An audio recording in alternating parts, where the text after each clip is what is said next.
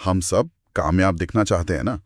लेकिन कामयाबी का असली चेहरा क्या है? क्या वो एक शानदार गाड़ी है या एक बड़ा सा घर? इंस्टाग्राम पर छुट्टियों की तस्वीरें। हाँ बिल्कुल। आज हमारे पास जो लेख है the hidden nature of wealth and riches, वो इस सोच पर एक बहुत बड़ा सवाल खड़ा करता है। और आज हम इसी पहेली को सुलझाने वाले हैं। हाँ, और जवाब शायद आपको हैरान कर दे। हम ये समझने की कोशिश करेंगे कि सच्ची दौलत शायद वो है ही नहीं जो हमें दिखाई देती है। ये एक बहुत बहुत ही दिलचस्प और जरूरी बात है। हाँ समाज ने, आप देखिए, हमारे दिमाग में कामयाबी की एक तस्वीर बना दी है। बिल्कुल। और वो तस्वीर अक्सर महंगी चीजों से जुड़ी होती है। लेकिन इस लेख का तर्क है कि ये सिर्फ एक भ्रम है, एक बहुत बड़ी गलतफहमी। तो आज इसी पर्दे को हटाने की कोशिश करेंगे। हाँ, और जानेंगे कि दौलत की असली प्रकृति क्या है और वो हमारी नजरों से छिपी क्यों रहती है। चलिए तो फिर शुरू करते हैं। इस लेख की शुरुआत एक ऐसी लाइन से होती है जो मेरे दिमाग में अटक सी गई है। सीधा लगता है, उतना ही गहरा है ना? ये लाइन बहुत गहरी है। और ये सीधे उस सोच पर चोट करती है जो हमें बचपन से सिखाई जाती है कि कामयाबी का मतलब है बड़ी गाड़ी, बड़ा घर। ये एक विरोधाभास है। बिल्कुल, कि पैसा होने का सबूत देने की कोशिश में ही आप असल में अपना पैसा गंवा रहे होते हैं। और लेखक इसे समझाने के लिए कोई थियोरी नहीं बल्कि अपनी जिंदगी का एक किस्सा सुनाता है। अच्छा। वो लॉस एंजलिस में एक फैंसी होटल में वैले पार्किंग अटेंडेंट का काम करता था।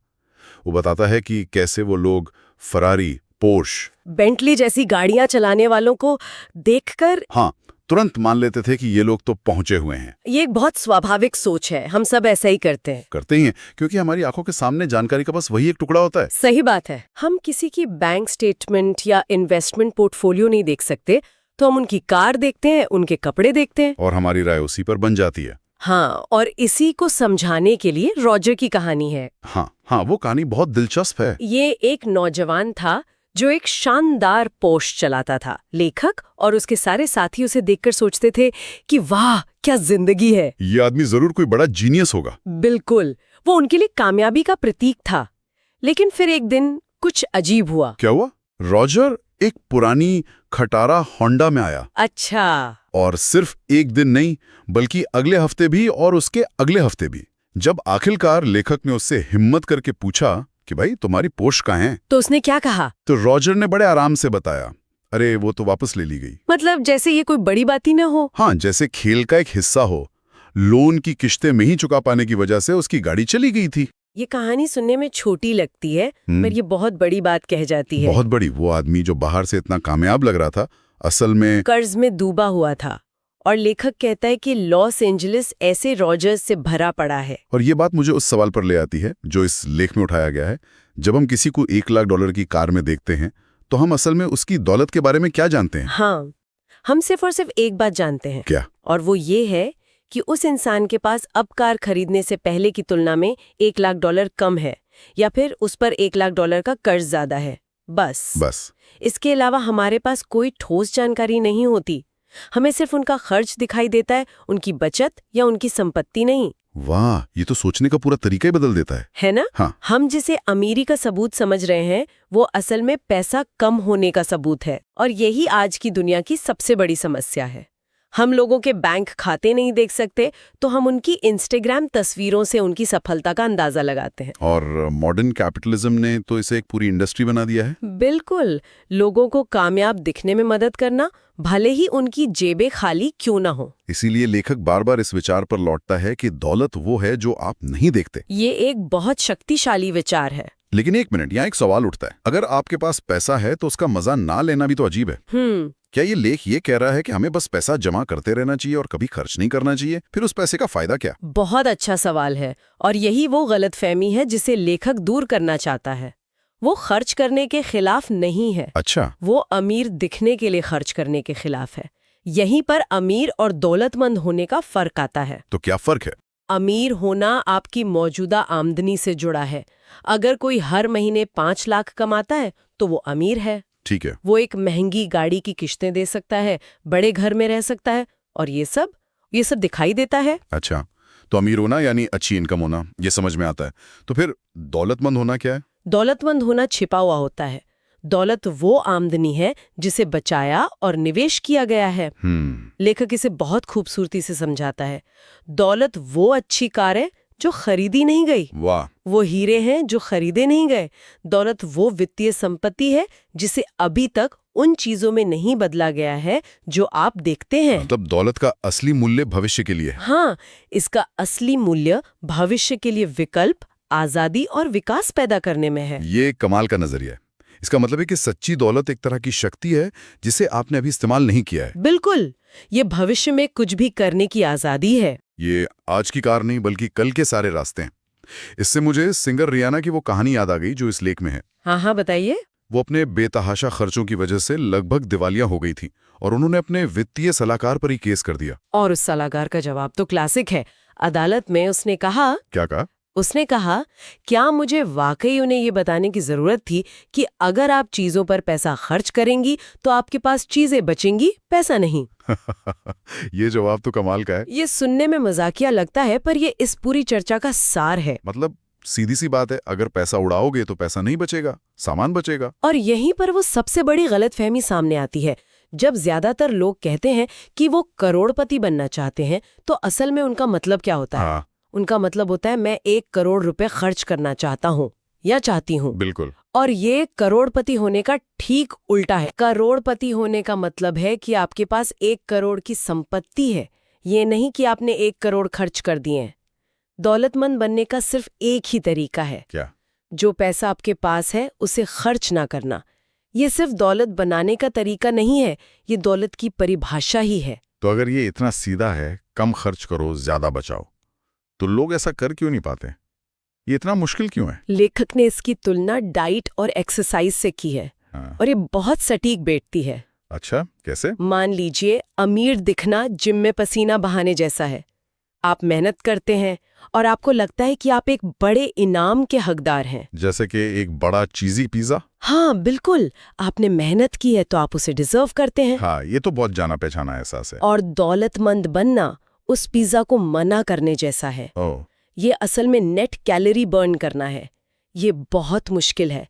इसके लिए जबरदस्त आत्मनियंत्रण और दूर की सोच चाहिए। मतलब आज की छोटी खुशी को कल के बड़े फायदे के लिए छोड़ना। हाँ, और इंसानी दिमाग को ये काम करने में बहुत मुश्किल होती है। बिल्कुल। और यहाँ एक और बड़ी समस्या सामने आती है जो शायद सबसे बड़ी है। वो क्या? हमें अमीर रोल मॉडल्स तो हर जगह मिल जाते हैं। स्पोर्ट्स कार चलाने वाले लोग, बड़े बड़े घरों में रहने वाले, डिजाइनर कपड़े पहनने वाले। हम उन्हें सोशल मीडिया पर, टीवी पर हर जगह देखते हैं और हम सोचते हैं मुझे ऐसा बनना है। लेकिन दौलतमंद रोल मॉडल खोजना ये लगभग नामुमकिन है। क्यों?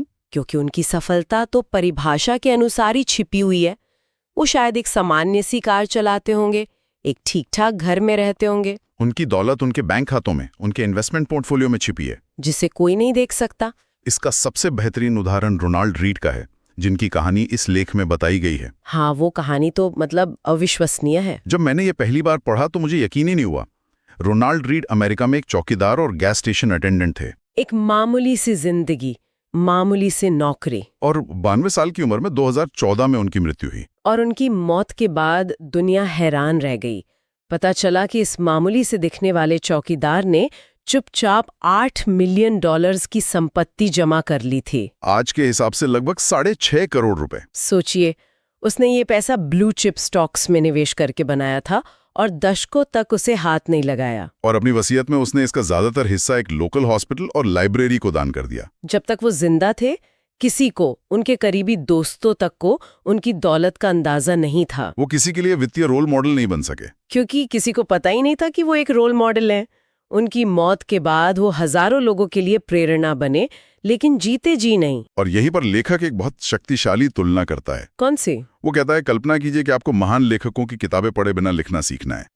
ये कितना मुश्किल होगा। हाँ। आपको प्रेरणा कहाँ से मिलेगी? आप किसकी नकल करेंगे? आप किसके तरीकों से सीखेंगे? हाँ, आप शायद सिर्फ वही लिख पाएंगे जो बहुत भड़कीला और सतही हो, क्योंकि गहरी और अच्छी चीजें तो आपने कभी देखी ही नहीं।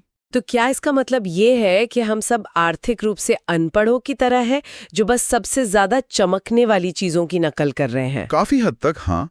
दौलत का ये छिपा हुआ स्वभाव दूसरों की सफलता से सीखना बेहद मुश्किल बना देता है। इंसान नकल करके सीखता है। बिल्कुल। हम देखते हैं कि कोई कुछ करके सफल हो रहा है तो हम भी वैसा ही करने की कोशिश करते हैं। लेकिन जब दौलतमंद लोगों की सफलता दिखाई ही नहीं देती तो हम नकल किसकी करेंगे? हम सिर्फ उन लोगों की नकल कर पाते हैं जो अमीर दिखते हैं, दौलतमंद नहीं। और ये हमें लगातार गलत रास्ते पर ले जाता है। तो इस पूरी बातचीत का सार क्या है? हम श्रोता के लिए इसे कैसे समेट सकते हैं? मुझे लगता है कि सबसे बड़ी सीख ये है कि हमें दूसरों की वित्तीय सफलता को आंकने और उससे भी ज्यादा उससे भी ज्यादा अपने लिए सफलता को परिभाषित करने के तरीके पर गहराई से सोचना होगा। बिल्कुल। दुनिया ऐसे लोगों से भरी पड़ी है जो बाहर से मामूली दिखते हैं लेकिन असल में दौलतमंद है, और ऐसे लोगों से भी भरी है जो अमीर दिखते हैं लेकिन दिवालिया होने की कगार पर हैं। तो ये बातचीत बाहरी दिखावे से ध्यान हटाकर अंदरूनी वित्तीय सेहत पर ध्यान केंद्रित करने के बारे में है। असली सवाल ये नहीं है कि आपकी गाड़ी कौन सी है या आपका घर कितना बड़ा है। तो असली सवाल क्या है? असली सवाल है कि आपके पास बचत है, क्या आपके पास निवेश है जो सोते समय भी आपके लिए पैसा कमा रहा है। क्या आपके पास इतनी वित्तीय आजादी है कि अगर कल आपकी नौकरी चली जाए तो आप कुछ महीने बिना किसी तनाव के रह सकें? सही बात है। दौलत आज आप क्या खरीद सकते हैं इसके बारे में नहीं है। दौलत उस आजादी और उन विकल्पों के बारे में है जो आप कल के लिए बना रहे हैं। इस सोच में बहुत दम है। दौलत का मतलब है अपने समय पर नियंत्रण, अपने फैसलों पर नियंत्रण। जब आपके पास वित्तीय संपत्ति होती है तो आप वो काम चुन सकते हैं जो आपको पसंद है, ना कि वो जो आपको सिर्फ बिल चुकाने के लिए करना पड़े। आप किसी मेडिकल इमरजेंसी का सामना कर सकते हैं बिना कर्ज के बोझ तले दबे। ये असली आजादी है। और ये उस पैसे से आती है जिसे खर्च नहीं किया गया है। वो पैसा जो चुपचाप आपके लिए काम कर रहा है, आपको भविष्य में जो चाहे वो करने की ताकत दे रहा है। अंत में लेखक एक बहुत ही विचारोत्तेजक सवाल के साथ इस चर्चा को समाप्त करता है, जो मुझे लगता है कि हमारे श्रोताओं के सोचने के लिए एक बेहतरीन बिंदु है। सवाल ये है, अगर दौलत वो है जिसे आप खर्च नहीं करते तो फिर उसका फायदा क्या है? उसे सिर्फ जमा करके रखने का क्या मतलब है? और यही वो विचार है जिसके साथ हम श्रोता को छोड़ना चाहेंगे। ये सिर्फ पैसों का ढेर जमा करने के बारे में नहीं है, जैसे कोई ड्रैगन अपने खजाने पर बैठा हो। सवाल यह है कि वो बिना खर्च की हुई दौलत, मतलब वो आजादी, वो लचीलापन, वो विकल्प, वो किसी इंसान को क्या करने या क्या बनने में सक्षम बनाती है। विकल्पों के होने का असली मूल्य क्या है? शायद ये अपने जुनून को पूरा करने की क्षमता है, या परिवार के साथ ज्यादा समय बिताने की आजादी, या दुनिया पर कोई सकारात्मक प्रभाव डालने का मौका। इसका जवाब हर किसी के लिए अलग होगा।